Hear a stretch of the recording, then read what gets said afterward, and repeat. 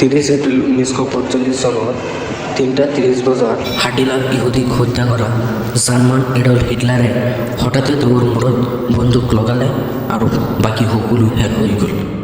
মুখত কেপচুলটো ৰাখিলে আৰু বিষাক্ত হৈ লগে লগে কুকুৰটো মৃত্যু হৈ গ'ল।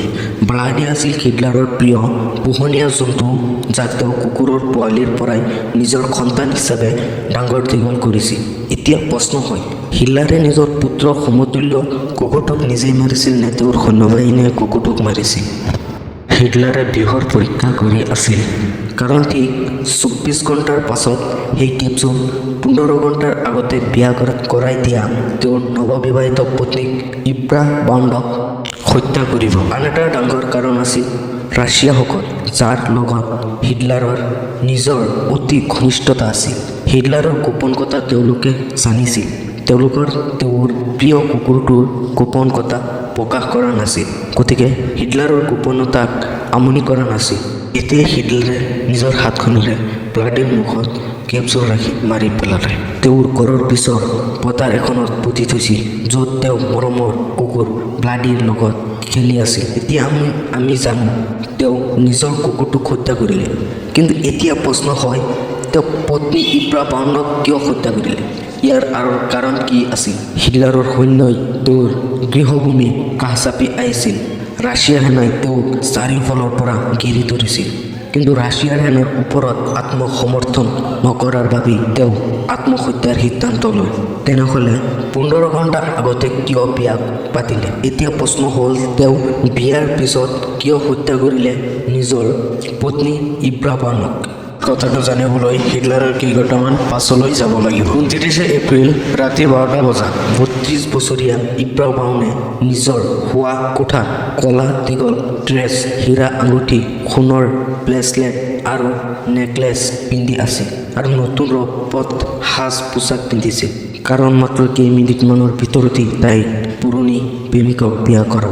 আচলতে ইব্ৰা 15 বছৰৰ বয়সৰ পৰাই হিটলাৰৰ প্ৰেমত পৰিছিল আৰু 2 বছৰৰ পিছত 17 বছৰ বয়সত তেওঁ প্ৰেমৰ প্ৰস্তাৱ গ্ৰহণ কৰিছিল। কিন্তু হিটলাৰ এজন অত্যাচাৰী শাসনকৰ্তা আছিল। তেওঁ বিশ্বত দেখুৱাবলৈ বিচৰা নাই তেওঁৰ প্ৰেমিক আছে বুলি। তেওঁ দেশক বেছিকৈ ভাল পাইছিল। তেওঁৰ সৈন্যবাহিনী কেইজনে জানিছিল যে তেওঁ হীৰাক কিমান ভাল পায়, আৰু কোনেও নাজানিছিল যে তেওঁ ডেট কৰে। ৰুমৰ এই বেডৰুম দুটাৰ মাজেদি দুয়োৰে মাজত এটা সংযোগী পথ আছিল। এই পথটোৰে মাজেৰে হিটলাৰে কেতিয়াবা পত্নীক তাইৰ শোৱা কোঠাত লগ কৰিবলৈ গৈছিল। যুদ্ধৰ সময়ত হিটলাৰে ইবাক প্ৰতিদিনে ফোন কৰি তাইৰ খবৰ ল'ব। আনকি ইব্ৰাই খেলা ধূলা কৰি দেৰিলৈকে শুই থকাৰ সময়তো সি একেবাৰেই টোপনি নাহিছিল। সি নাৰ্ভাছ হৈ পৰিছিল। এতিয়া ব্ৰাইট ফাইবাৰ হাইগেট মেকাৰে তেওঁৰ টোকাত লিখিছে, কেতিয়াবা অন্তৰক আছিল আৰু কেতিয়াবা প্ৰেম কৰিছিল, যদিও তেওঁ কেতিয়াও চেপালিক দাস নাছিল।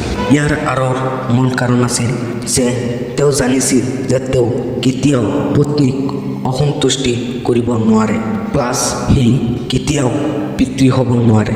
ঔষধ আৰু ড্ৰাগছৰ বাবে হিটলাৰৰ পত্নীৰ প্ৰব্ৰজনৰ হাৰ বহু পৰিমাণে হ্ৰাস পাইছিল। তেওঁৰ মাত্ৰ এটা কাণী আছিল, ইয়াৰ বাবেই তেওঁ সন্তান জন্ম দিব পৰা নাছিল।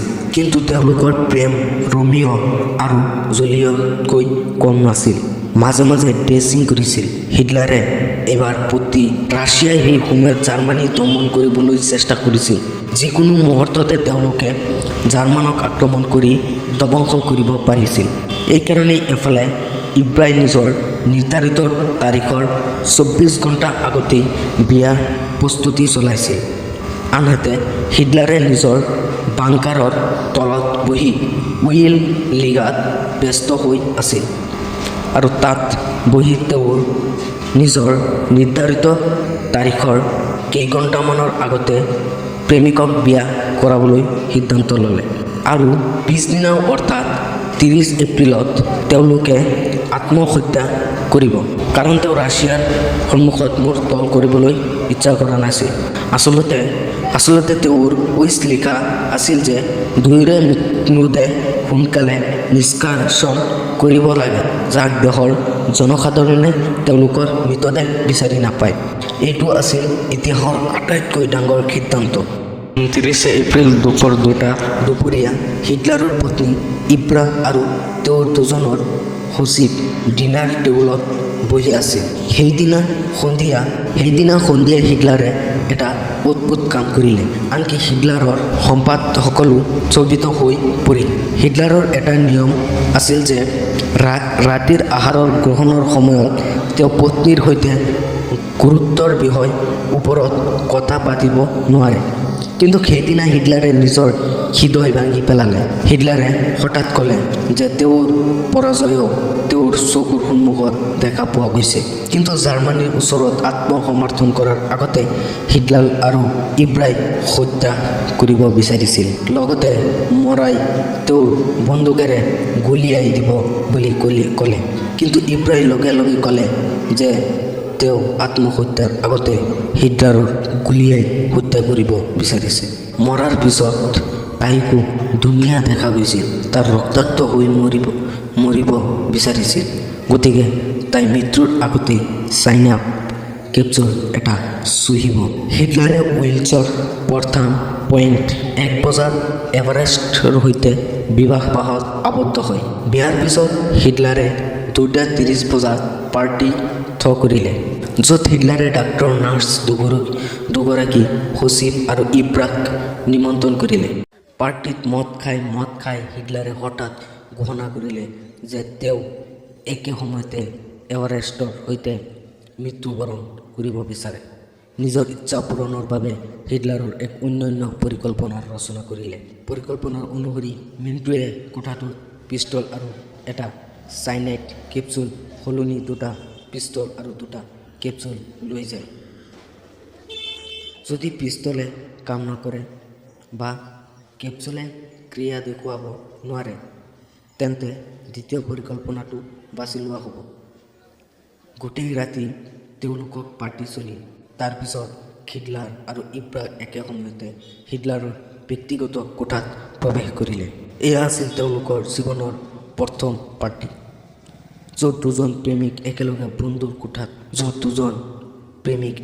বন্ধ কোঠাত থাকে, কাৰণ দুয়োজনে জানে যে এইটোৱেই শেষবাৰৰ বাবে দেখা পাব আৰু জীৱনৰ শেষ ৰাতি।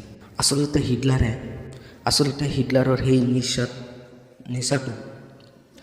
হিটলাৰৰ সেই নিচাটো সম্পূৰ্ণ আগচা হৈ পৰিছিল।